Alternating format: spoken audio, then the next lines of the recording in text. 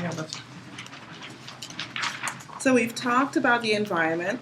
Environment certainly is important for growth. I think we'll all probably have seen the picture of a flower coming through literally a slab of concrete. So not a favorable environment. So environment, obviously growth can happen without a favorable environment, but we all would agree that it facilitates growth. We've talked about the importance of awareness and being aware of both strengths and deficiencies. And then, but what is the so what of all of that? We're looking towards outcomes, looking towards being able to reach goals and define those objectives. So looking at this quote, it's one of my favorites. The eye sees only what the mind is prepared to comprehend. What does that mean, Antoinette? What does that mean to you? It means that... I was asking Antoinette, but you can chime in when he's done. I perceive my mind as computer, software, and its program.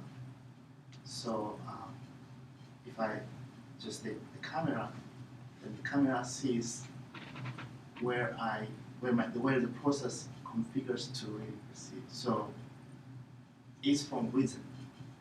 An eye is just a means of seeing the world, but your mind is basically the world, and it's how you believe. It's your configuration. It's your software. So what does the quote tell you then? What is it saying? Because you've given me some concepts and definitions, but what is the meaning of this quote? You have to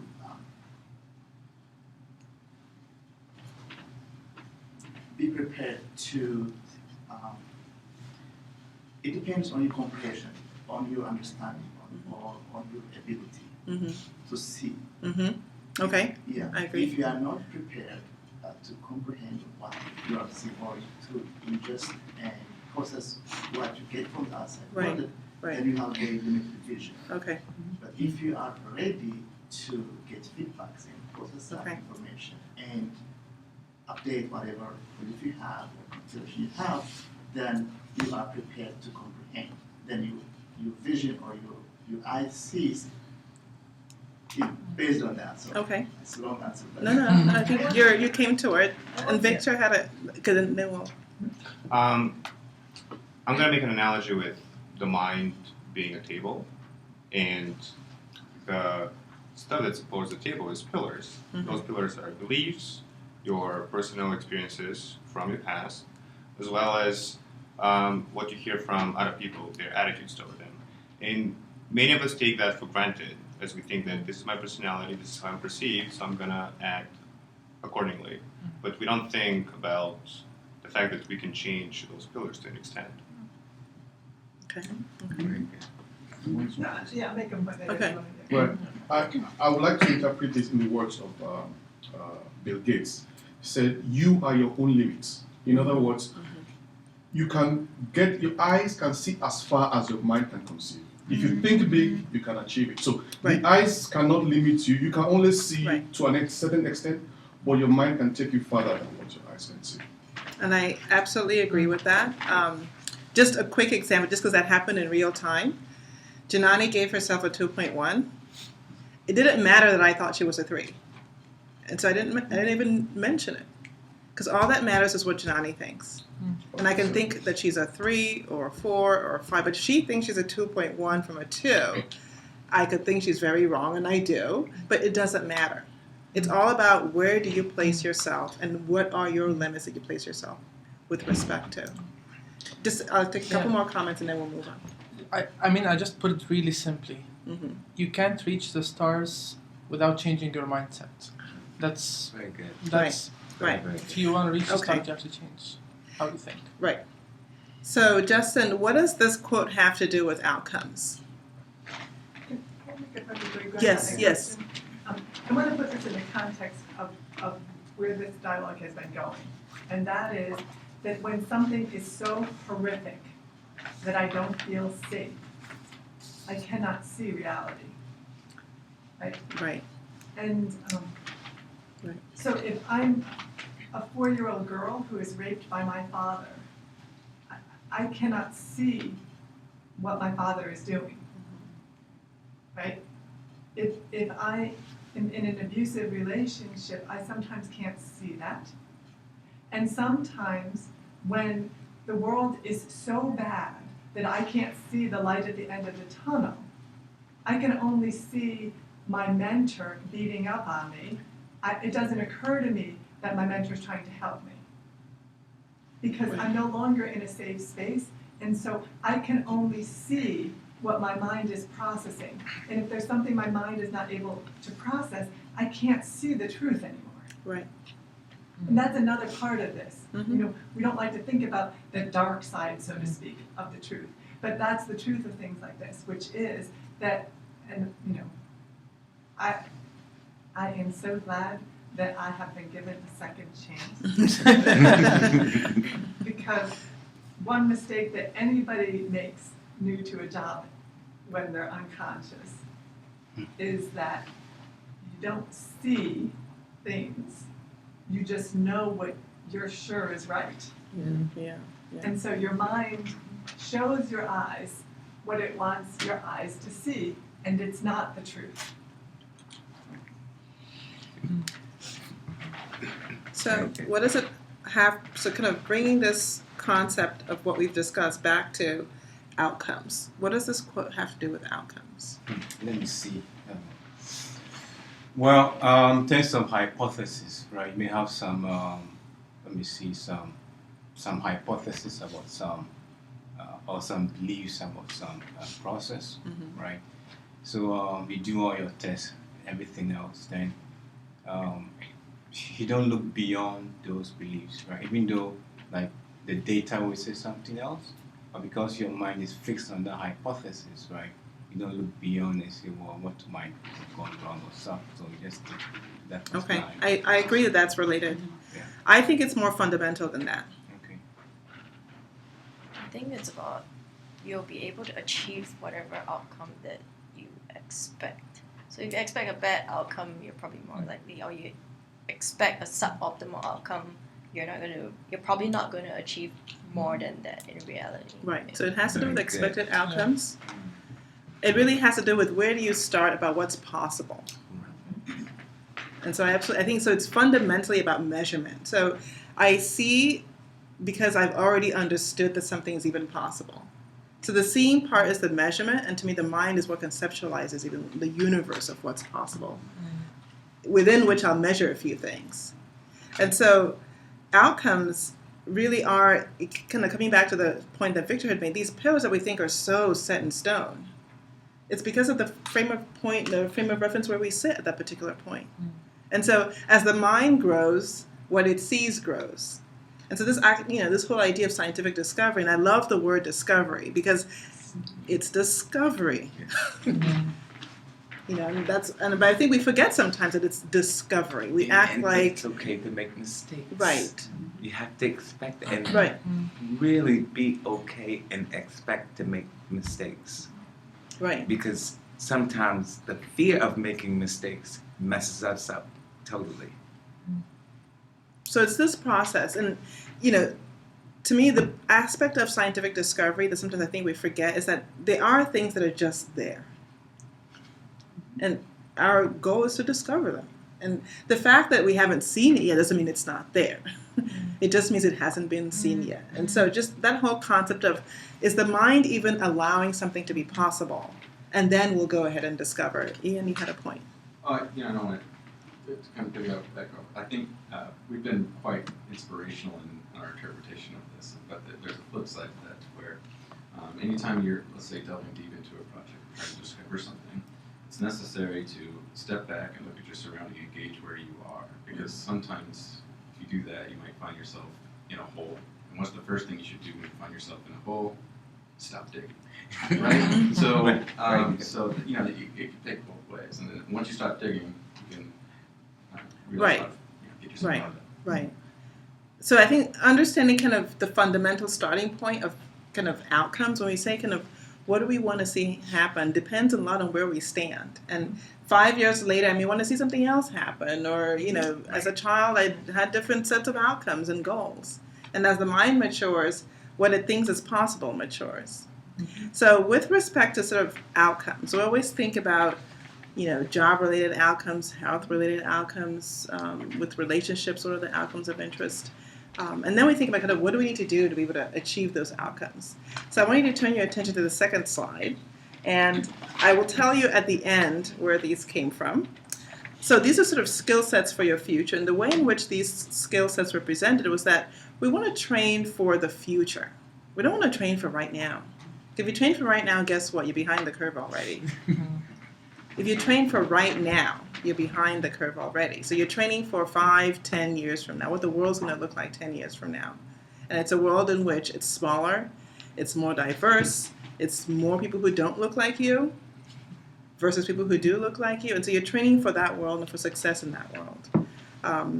And it's a world that you haven't experienced yet. So it goes back to that we are going to make missteps. I'm going to walk in trying to be a person who's engaging in all of this and culturally competent and all of that, and I'm going to make mistakes because this is the process of discovery. And so that it's okay to do that. So looking at these skill sets, I'll just call on different people. So Ebenezer, in what way have you demonstrated critical thinking and problem solving yesterday? In what ways have I done In what way, just one way did you demonstrate critical thinking and problem solving yesterday?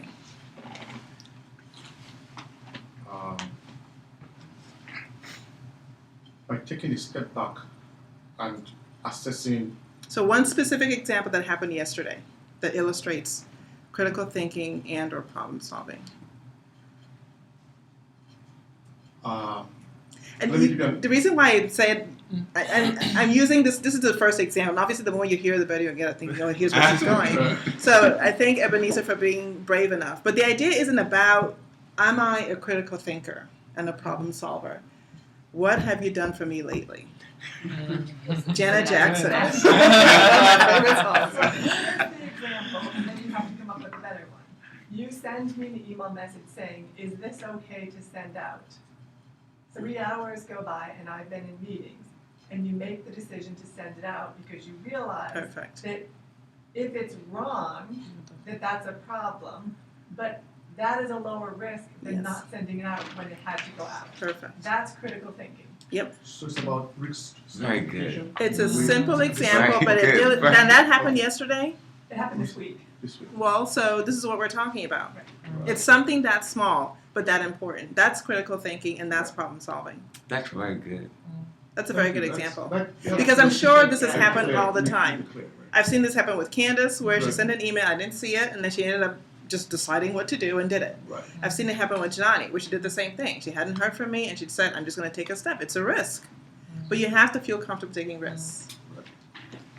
Did you have an example in addition to that, or are you fine with that to stand? Yeah, I'm fine with that. Okay. Thank you. All right. Candace, can you talk about an example that illustrates collaboration that you're planning for tomorrow? That I'm planning for Tomorrow.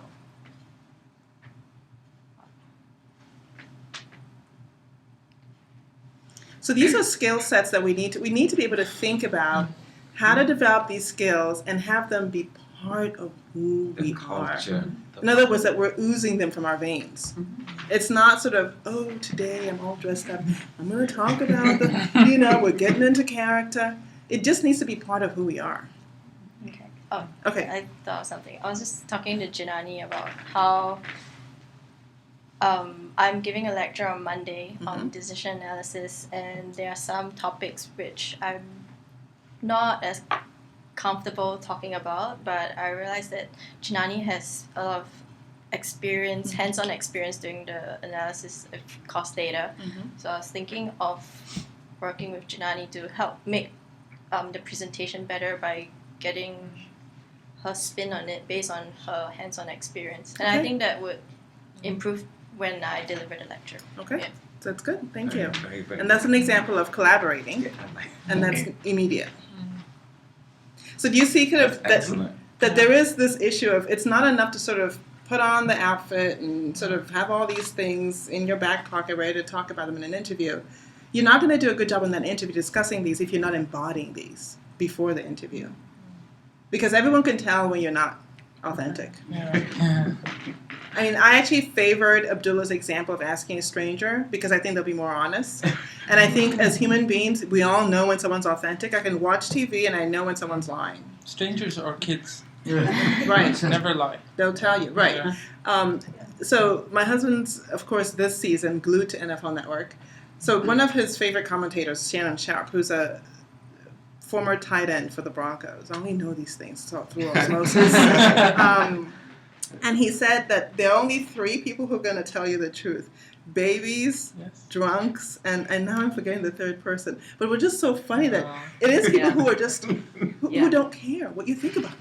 They're subconscious. And that's why I think strangers, and it could be a friend who has a stranger mindset. So it's not about literally a stranger, but it is just that idea that I'm here, whether you like me or not, I don't care. And some friends do have that attitude, and those are the friends you want.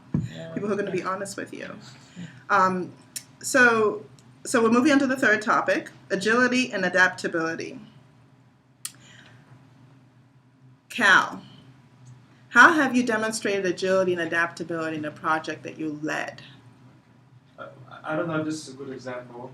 I think yesterday I had a call with Dr. Manes and Patricia Kuberki, and I haven't met with her in person, so Dr. Manes volunteered me to go to her office next week and to meet with her and also to have a conversation with her about the patient's project.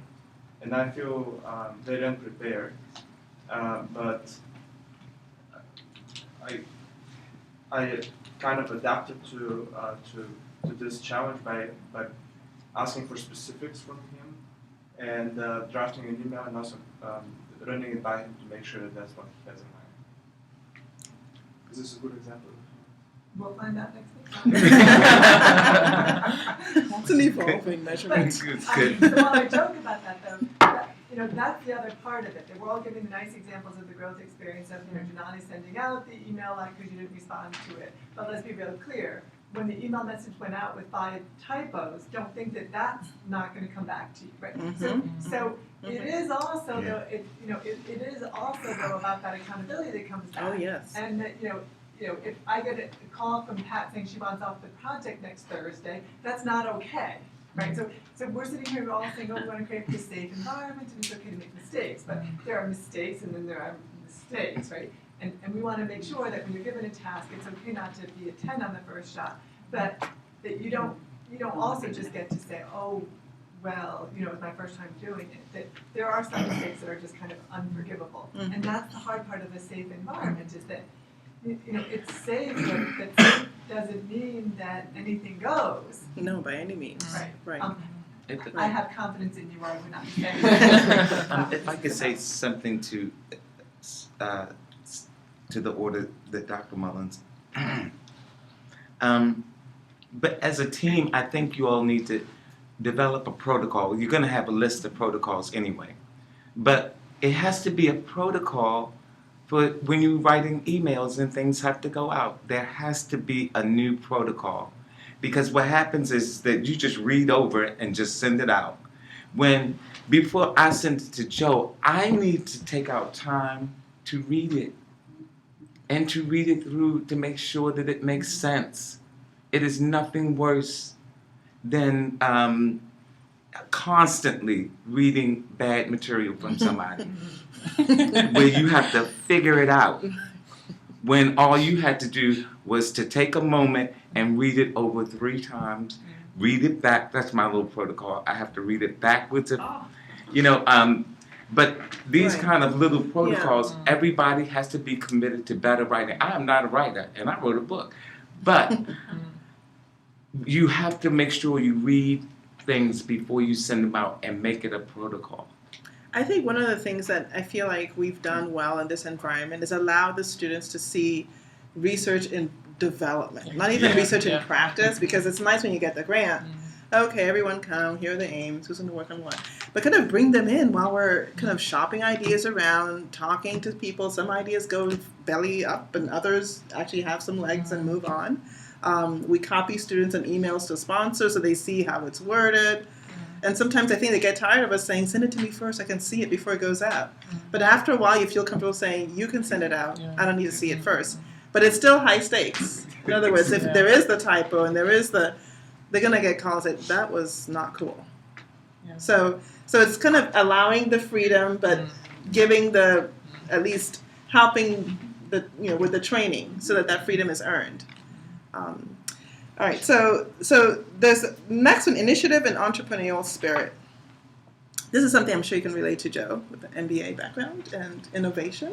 So how, if you were to tell us about teaching innovation and the entrepreneurial initiative and the entrepreneurial spirit using a recent project, which project would you point to that shows your ability to teach this concept because you've demonstrated it?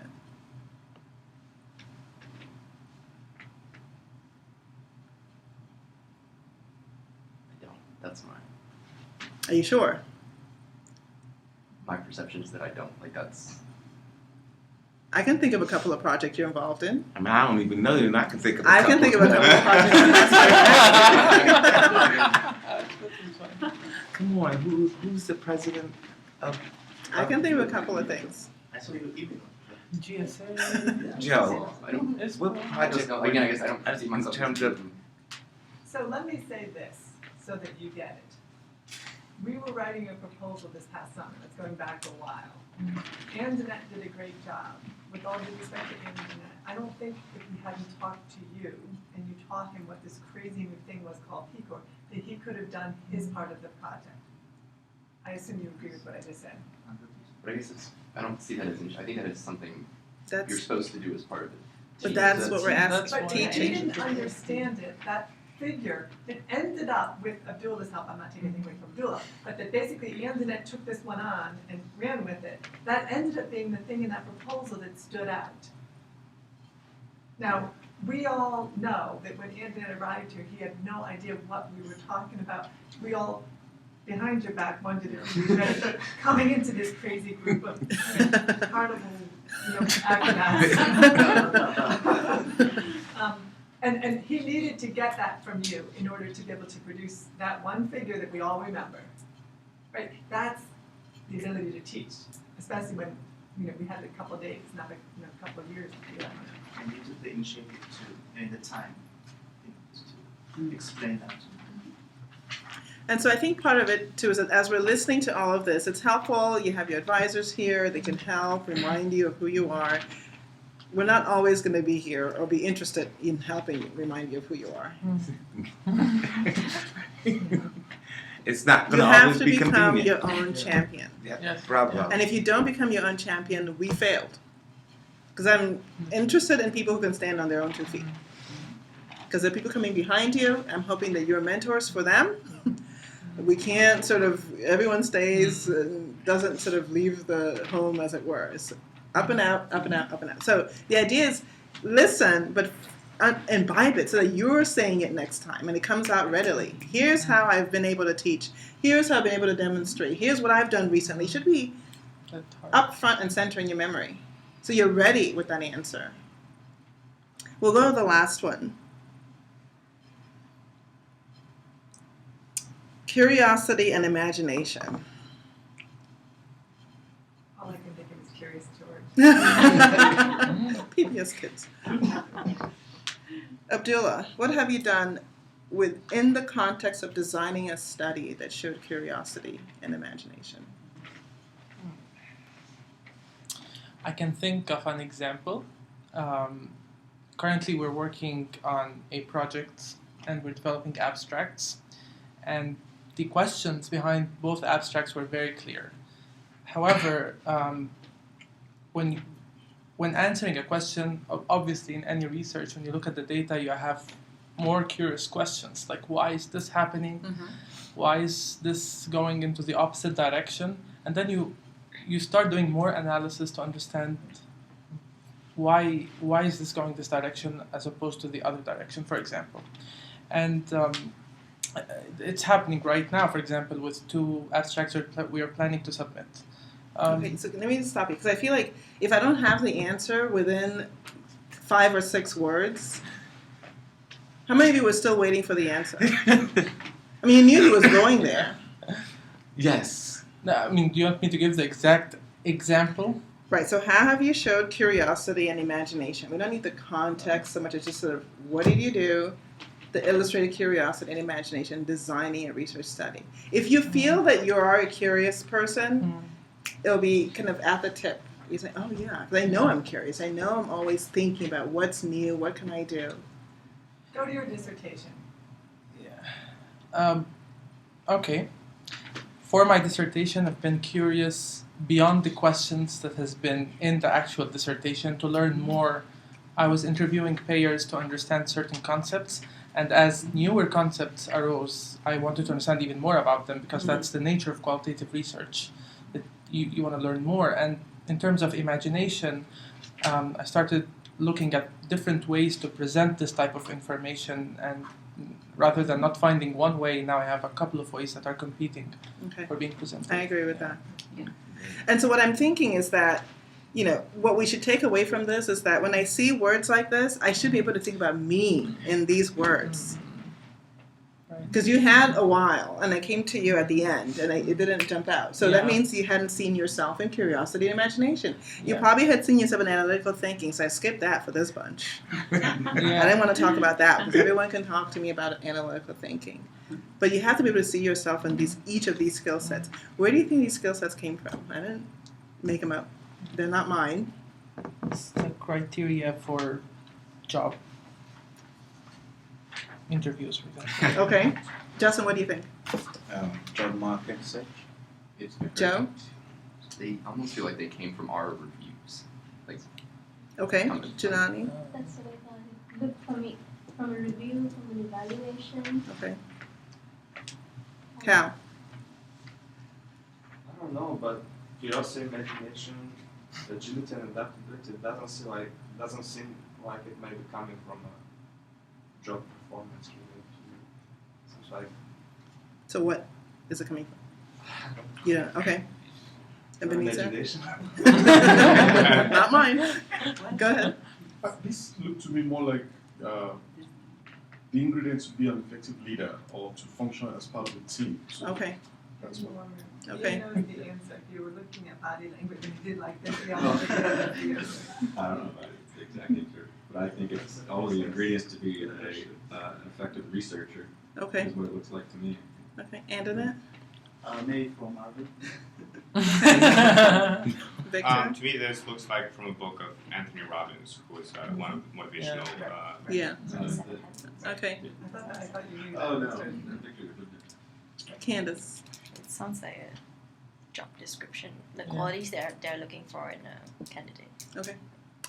These were from Dr. Renee Foos, who's the superintendent of Howard County Schools, talking about the Maryland Common Core curriculum for elementary school children. So if Maryland State understands that elementary school children need collaboration, critical thinking, effective oral communication, That's the part where you're talking what about are the future. we talking? This is them thinking about we need to That's train the these future, 7, 10 8, years. 10-year-olds for their future. Oh, And that's a future where we're going to be the ones who are hiring them. That's a tricky question. I know. But it blew my mind But that's that right. elementary school is designing a curriculum around these topics. And so we need to be, Yeah. in other words, those coming up are going to have this ingrained in them. So you need to look at these words and say, I see myself in agility and adaptability. And I can think of an example for me. Yesterday. Not 5 months ago. I just want to set the stage, and then you have questions. In fairness to the 4 people who have not been interviewed yet, recognize that we have a half hour. I mean, if you want to take a question or two, but I think we don't want to. I feel like we've discussed it. Yeah. I feel like I'm done. Yeah. Okay. Thank you for that. Yeah, I mean, that was